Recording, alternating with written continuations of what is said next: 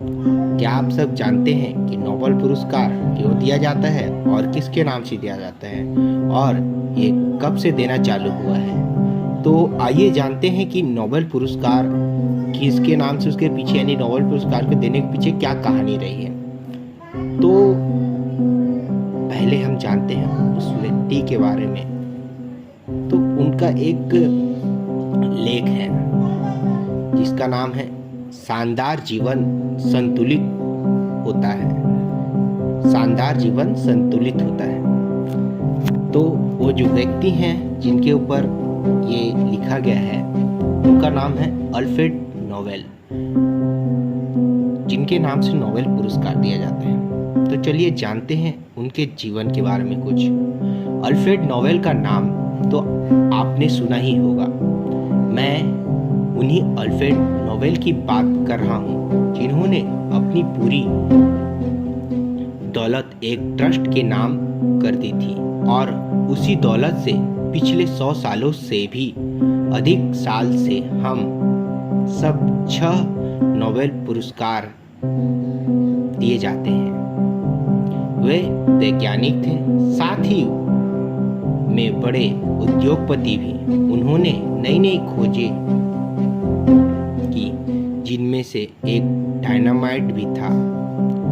अनुसंधान में लगे रहें, व्यापार में लगे रहें और इस सब से इतना धन कमाया कि जीते जी पूरी दुनिया में मशहूर हो गए। काम में इतना खोए रहे कि शादी करने की फुर्सत ही नहीं मिली और 40 पार करने के बाद जब परिवार बसाने की सोची तो परिवार बनाने वाली ही नहीं मिली। काम काम और काम। नतीजा यह हुआ कि तबीयत खराब रहने लगी और महज 63 साल की उम्र में अल्फ्रेड को इस दुनिया से कूच करना पड़ा।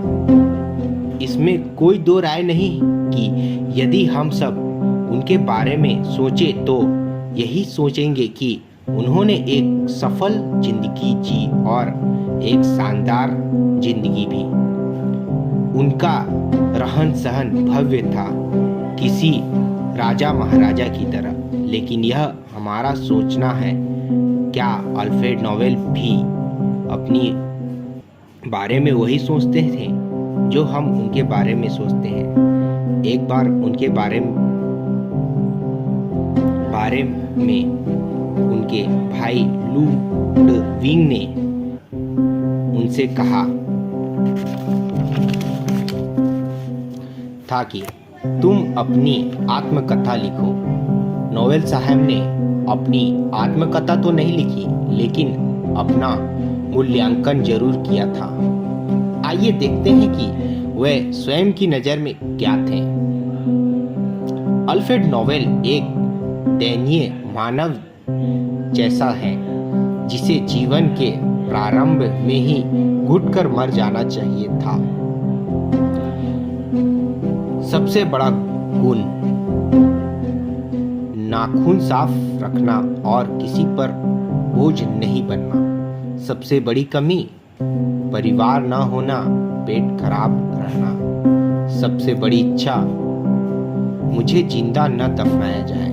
सबसे बड़ा पाप पूजा न करना। महत्वपूर्ण घटनाएं एक भी नहीं।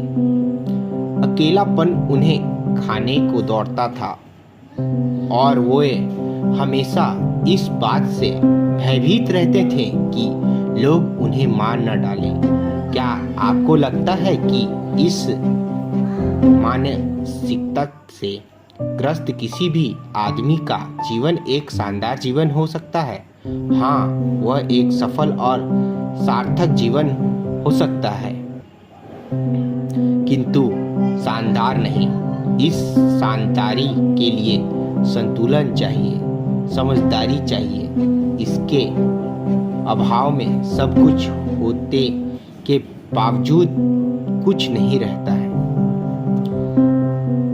तो आप लोगों को तो याद ही होगा कि इसके बाद मैं एक विशेष बात बताना चाहता हूँ। आप लोगों ने एक फिल्म देखा होगा, चक दे इंडिया। इसमें शाहरुख खान जी बोलते हैं, मैं शाहरुख खान अपनी महिला हॉकी टीम पर भड़कते हुए कहते हैं, पहले हम कोई अपने देश के लिए खेलेगा, उसके बाद टीम के लिए, और उसके बाद भी यदि आप में दमखम बचे तो आप अपने लिए खेल सकते हैं। तो जिसके बारे में मैंने आपको बताया, अल्फ्रेड नोबेल के बारे में, इन्हीं के नाम पर नोबेल पुरस्कार दिया जाता है। जय हिंद, जय भारत।